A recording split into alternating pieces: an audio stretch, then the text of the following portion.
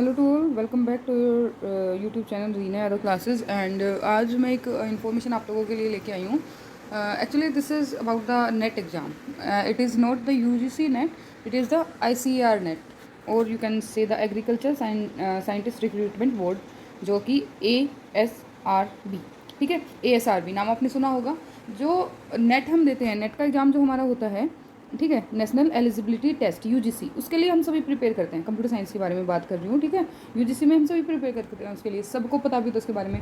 एक हमारा होता है एग्रीकल्चर बोर्ड के लिए, जो हम कंप्यूटर साइंस के जो स्टूडेंट्स हैं उनको एक बेनिफिट ये होता है that we have lots of option in every field, ठीक है। कि हम कंप्यूटर साइंस के अपने इस सब्जेक्ट को लेके मतलब डिफरेंट वैकेंसीज होती हैं डिफरेंट फील्ड में, ठीक है। कई बार क्या होता है कि कुछ स्पेसिफिक फील्ड होते हैं कुछ स्पेसिफिक सब्जेक्ट्स के लिए, कि किसी ने किसी स्पेसिफिक सब्जेक्ट से अगर की है तो वो इसी यूजीसी के अंडर ही आएगा। हमारा जो कंप्यूटर साइंस है उसका बेनिफिट ये है कि वो हर फील्ड में चल जाता है, ठीक है। इसलिए वो जो एग्रीकल्चर का हमारा फील्ड है, एग्रीकल्चर की जो यूनिवर्सिटीज़ हैं वो अपना जो नेट है वो अलग से कंडक्ट कराती है। सबसे पहले तो ASRB होता क्या है ये देख लो। ASRB agriculture scientist recruitment board, ठीक है। ये ऑफिशियल साइट से मैंने नोटिस डाउनलोड किया हुआ है, वहाँ का है ये। उसके बारे में जो अभी नोटिफिकेशन आई थी वो लेटेस्ट नोटिफिकेशन है ये, ठीक है। तो एग्रीकल्चर साइंटिस्ट रिक्रूटमेंट बोर्ड ये क्या करता है कि एग्रीकल्चर से रिलेटेड जितनी भी डिफरेंट टाइप की जो भी हमारी रिक्रूटमेंट होती है वो सभी कंडक्ट कराता है, ठीक है। तो हमारा एक इसके अंडर आता है एक नेट, नेशनल एलिजिबिलिटी टेस्ट, ठीक है। वो भी नेशनल एलिजिबिलिटी टेस्ट ही होता है, बट वो किसके लिए होता है? एग्रीकल्चर यूनिवर्सिटीज़ के लिए। जैसे कि हिसार में एग्रीकल्चर यूनिवर्सिटीज़ है, अगर नॉर्थ साइड हम देखें तो, ठीक है। इधर हरियाणा में एक यूनिवर्सिटी है, कॉलेज है, यूनिवर्सिटी है, ठीक है। तो ये है सब किससे रिलेटेड? एग्रीकल्चर से। तो वहाँ पे अगर इन फ्यूचर या फिर अभी करंटली कोई भी वैकेंसी निकलती है फॉर असिस्टेंट प्रोफेसर और associate professor, then you have to clear the UGC NET, ठीक है, सॉरी ASRB नेट। तो आपको ASRB नेट है वो क्लियर अगर आप करके बैठे हैं तो ही आप वहाँ पे अप्लाई कर सकते हैं, ठीक है। तो उसके लिए हमारा ये ASRB हम टेस्ट दे सकते हैं। अब इसके बेनिफिट देखो क्या है। सबसे पहले तो क्या है कि ये यूजीसी की तरह ही होता है एक तरह से, ठीक है। जो हमारे यूजीसी के अंदर 10 सब्जेक्ट्स आते हैं, यूजीसी के जो सिलेबस में अगर हम देखें तो वहाँ पे हमारे कितने सब्जेक्ट्स होते हैं? 10 सब्जेक्ट्स, ठीक है। यहाँ पे सब्जेक्ट्स में ये लगा लो कि 10 हमारे टॉपिक्स होते हैं। जैसे कि ये लगा लो कि DBMS हो गया हमारा, ठीक है। और उसके बाद जैसे कि हमारा स्कोआ हो गया, आर्टिफिशियल इंटेलिजेंस हो गया, ऑटोमेटा हो गया, डिफरेंट टाइप हमारे 10 सब्जेक्ट्स होते हैं मेनली, ठीक है। सॉफ्टवेयर इंजीनियर, ये मैं बात कर रही हूँ यूजीसी की। इसमें भी हमारे 10 सब्जेक्ट्स ही होते हैं मेन, ठीक है। 10 यूनिट होती हैं जो हमें प्रिपेयर करनी होती हैं। उसका सिलेबस भी मैं नेक्स्ट वीडियो में डाल दूँगी, ठीक है। 10 यूनिट होती है जो हमें प्रिपेयर करनी है, जिसमें से 8 जो हैं वो मिलती हैं बिल्कुल यूजीसी से। जो 8 यूनिट हैं वो हमारी पूरी यूजीसी से मिलती हुई हैं। बस हमने क्या करना है, सिर्फ 2 यूनिट तैयार करनी होती है, और उसमें भी 1 यूनिट हमारी जो हम यूजीसी में फर्स्ट पेपर अपना प्रिपेयर करते हैं उसमें हमारी वहाँ से वो कवर हो जाती है, ठीक है। एक सिर्फ बायोमेट्रिक्स की जो यूनिट है वो यहाँ पे अलग से आती है, किसमें? ASRB में, ठीक है। ASRB में हमारी एक 10th यूनिट होती है, वो होती है हमारी बायोमेट्रिक्स। तो पहले इसके बेनिफिट्स देख लो ये अभी तो ये एग्जाम कंडक्ट हो चुका, ये कल था 27 को, ठीक है। 21 से 27 डिफरेंट पोस्ट के लिए चला था, तो 27 को कल जो था वो था नेट वालों के लिए। 27 को नेट वालों के लिए एग्जाम में दे के आई हूँ, ठीक है। और मैंने एक बार पहले क्रैक भी किया हुआ है। ये सिर्फ ये है कि हाँ अप टू डेट रहने के लिए हर बार फिल करते हैं। तो इसके बारे में बताते हैं। ये एक बात मैं कंपैरिजन करके अगर आप लोगों को बताऊं तो जो यूजीसी है, यूजीसी का जो नेट हम देते हैं, यूजीसी का जो नेट है और ये हमारा ASRB का नेट है, ठीक है। थोड़ा सा मेजर डिफरेंट ये है कि यूजीसी का जो है वो उसमें हमें बहुत कोर तक जाना पड़ता है, बहुत मतलब डीप तक पढ़ना पड़ता है। डीप नॉलेज हमें चाहिए होती है, न्यूमेरिकल्स हमें पता होने चाहिए, हमें बेसिक्स पता होने चाहिए, ठीक है। सब कुछ हमें पता होना चाहिए। ASRB में क्या है, ये बिल्कुल बेसिक पूछता है, ये डीप नॉलेज बिल्कुल नहीं देखता है। अभी सिर्फ इसका जो करंटली स्टेटस है, इन फ्यूचर कंपटीशन रेज होगा तो ये बढ़ भी सकता है, बट अभी से वो स्टेटस है वो इसका ये है कि बिल्कुल बेसिक क्वेश्चन पूछता है। जैसे आपने फॉर एग्जाम्पल DBMS पढ़ा है, DBMS में आपने पढ़ा होगा नॉर्मलाइजेशन, ठीक है। DBMS में क्या पढ़ा आपने? नॉर्मलाइजेशन। तो DBMS में आप यूजीसी के लिए क्या तैयारी करके जाएंगे? आप यूजीसी में तैयारी करके जाएंगे DBMS के लिए कि DBMS में डिफरेंट, जैसे नॉर्मलाइजेशन के अंडर अगर हम आ जाए तो नॉर्मलाइजेशन में जैसे हमारा कोई भी एग्जांपल आपको दे देते हैं फंक्शन डिपेंडेंसीज का, कि ये कौन सी नॉर्मल फॉर्म है, 3rd है, 4th है, ठीक है। तो उसमें आपको पूरा इसमें इस तरह का कोई क्वेश्चन नहीं आता। DBMS में सिर्फ आपको बिल्कुल बेसिक क्वेश्चन पूछेंगे। एक जैसे एग्जांपल दे दिया, पूछ लिया ये कौन से 1NF में है, 2NF में है, या फिर BCNF की प्रॉपर्टीज़ क्या हैं, या फिर 1NF की प्रॉपर्टीज़ क्या हैं।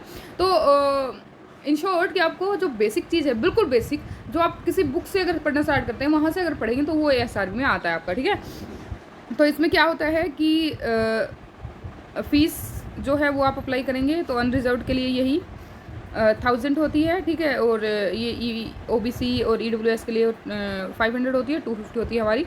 बाकी सेक्शंस के लिए वुमेन के लिए स्पेशल है यहाँ पे 250 आपकी होगी फ़ीस, ठीक है।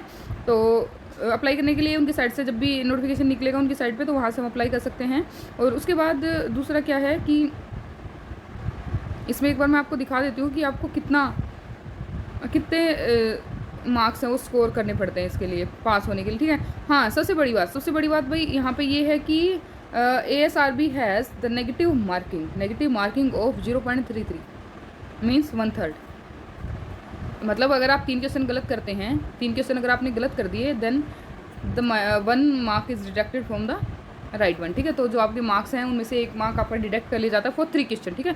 1/4 का फंडा नहीं है यहाँ पे, 1/3 का है। तो वही जो फॉर्म अप्लाई करते हैं उनके लिए सारी नोटिफिकेशन सारी इन्फॉर्मेशन यहाँ पे दी हुई हैं, ठीक है। एक बारी मैं आपको सिर्फ दिखा देती हूँ यहाँ पे नेशनलिटी ये तो हर एग्ज़ाम में होती हैं। फ़ीस वगैरह भी आप लोगों ने देख ही ली है। बस एक बार मैं यहाँ पे सर्च कर रही हूँ कि जो एग्ज़ाम का पैटर्न है वो किस तरह का आएगा। हाँ, ये देखो, ये मेरे को देख लें, प्लान ऑफ एग्जामिनेशन, ठीक है। ये प्लान एग्जामिनेशन ये 2021 का है, मतलब इस साल जो भी कंडक्ट हुआ उसका है। देखो आपके पास ना 150 क्वेश्चन होते हैं, 150 marks consist 150 objective type question, मतलब 150 आपके पास ऑब्जेक्टिव टाइप क्वेश्चन होते हैं। And 1 question carry each question carry 1 marks, ठीक है। 150 के लिए आपको 1 मार्क ही चाहिएगा यहाँ पे, सॉरी 1 क्वेश्चन के लिए 1 मार्क मिलेगा। बट यहाँ पे नेगेटिव मार्किंग भी है जैसे मैंने बताया, और वो क्या है कि 3 क्वेश्चन गलत होने पे आपका 1 नंबर डिडक्ट हो जाएगा। नेगेटिव मार्किंग का यही होता है ना फंडा, ठीक है। तो मतलब आपको यहाँ पे अगर क्वेश्चन जब अटैम्प्ट करने हैं तो बहुत ही देख के, ठीक है। अब यहाँ पे नेट की तरह कट ऑफ नहीं चाहता है कि नेट की कट ऑफ जाएगा उसके अकॉर्डिंग ये बताएंगे कि इतने बंदों ने नेट क्वालिफाई किया है, कितने ने JRF, नहीं। यहाँ पे सिंपल सा है इनका, ये प्री डिफाइंड है। जो भी इनका क्राइटेरिया है उसमें क्या है कि जो अनरिजर्व्ड है और EWS कैटेगरी है उनको 75%, सॉरी 75%, हाँ 75 मार्क्स आउट ऑफ 150, 75 मार्क्स उनको चाहिए आउट ऑफ 150, मतलब जो कि है 50%, मतलब उनको हाफ मार्क्स चाहिए। पूरे 150 में से 75 नंबर अगर उनके आए हैं तो उनका जो नेट है वो क्लियर होगा। OBC के लिए थोड़ा सा कम है, 67.5, नियर अबाउट 68 मार्क्स है OBC के लिए, 70 लगा लो, ठीक है। बाकी जो PWD S3 बनी उनके लिए 60 मार्क, 40%, 45% और 50%, ठीक है। ये कैटेगरीज रहेंगी इसकी क्वालिफिकेशन के लिए कि नेट क्वालिफिकेशन के लिए आपको कितना मार्क्स चाहिए। तो ये है कि हम प्रिपेयर होकर जा सकते हैं कि हाँ हमने इतने क्वेश्चन अटेम्प्ट करने हैं तो हम क्लियर हो जाएंगे, ठीक है। नेट की तरह नहीं है कि हाँ पेपर का लेवल पता चलेगा, इजी आया तो ज़्यादा क्वेश्चन अटेम्प्ट करो, कम आया टफ आया तो कम क्वेश्चन अटेम्प्ट करो, कट ऑफ पता नहीं कितने बजाएगा, ठीक है। बस गैस करते रह जाते हैं हम। यहाँ पे बिल्कुल सिंपल इन्होंने बिल्कुल क्वालिफाई मार्क्स है वो बिल्कुल डिटेल में बताया हुआ है। और यहाँ पे देखो नेगेटिव मार्किंग के लिए लिखा हुआ है 1/3 will be deducted for each wrong answer, ठीक है। 1/3 मतलब एक क्वेश्चन का 1/3 आपका डिडक्ट कर लिया जाएगा ईच रॉन्ग आंसर के लिए, ठीक है। डिफरेंट आपका देखो, क्योंकि एग्रीकल्चर है, सिंपल सी बात है, एग्रीकल्चर है तो क्या होगा, एग्रीकल्चर के जो सब्जेक्ट है वही आएंगे, बायोटेक्नोलॉजी हो गया, एंटोमोलॉजी हो गया, ठीक है। बट इनसे हमें कुछ लेना देना नहीं है, we are the technical students, so we move to the, this is on 52 number, I think, yes it is here 52 number, that is our computer application and IT, okay, ठीक है। तो उसमें आपके पास क्या क्वालिफिकेशन होनी चाहिए, master degree computer application information technology, मतलब यहाँ पे MSc MCA जिसके अंडर आप अपना UGC देख रहे हैं वैसे आप यहाँ पे अपना दे सकते हैं। तो ये आपकी इन्फॉर्मेशन है। यहाँ पे 52 नंबर याद रखना, 52 इसलिए है जैसे UGC में आपका 82 नंबर पे रजिस्टर्ड है, यहाँ पे 52 पे है। वो 52 इसलिए कि सिलेबस में जब आप देखेंगे तो 52 पे जो भी आपका सिलेबस सब्जेक्ट है वो आप चूज़ कर सकते हैं, ठीक है। सो ये सब था आपका इंफॉर्मेशन।